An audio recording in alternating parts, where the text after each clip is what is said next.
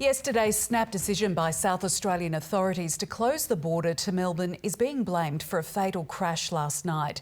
A truck driver's B-double burst into flames when it collided with a long line of vehicles waiting to cross into South Australia. Reporter Dana Morse is in Border Town. Dana, this accident's now the subject of an inquiry. Good evening, Jess. Well, yes, the very latest that we have for you from Border Town this evening is that South Australia Police are launching a Commissioner's inquiry into the circumstances around last night's crash and what role snap border closures had to play in what is now a tragic fatal accident. Now, the road between Bordertown and Serviceton, Dukes Highway, will remain closed this evening as all three trucks and debris remain on the road. And SAPOL will unlikely be able to move that until tomorrow morning at the earliest. These snap borders have been brought in because of a developing number of cases coming out of Victoria's hotel quarantine system. 11 positive results, all believed to be the UK variant strain of COVID-19, have now been linked to the Holiday Inn quarantine hotel. And South Australia's borders are unlikely to change until that situation is controlled and contained. Now, witnesses to last night's crash say the traffic jam was like nothing they've seen in 12 months of border closures and disruptions. With so many making a dash to the border, this was the tragic result. Chain reaction, mate, rear-ended.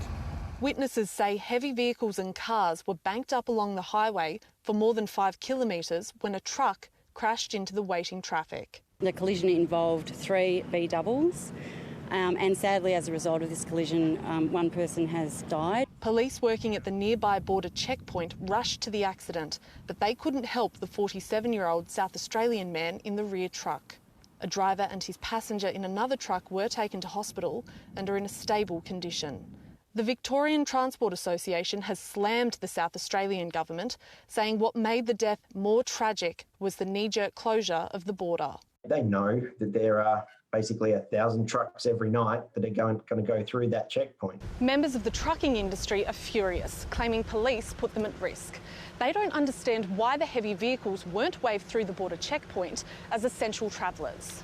Clearly they can't travel on the opposite side of the road for any extended period, so they were simply waiting their turn to get into South Australia. There was no specific hold up for heavy vehicles. Police in Victoria are investigating the collision, while their South Australian counterparts have announced a Commissioner's inquiry.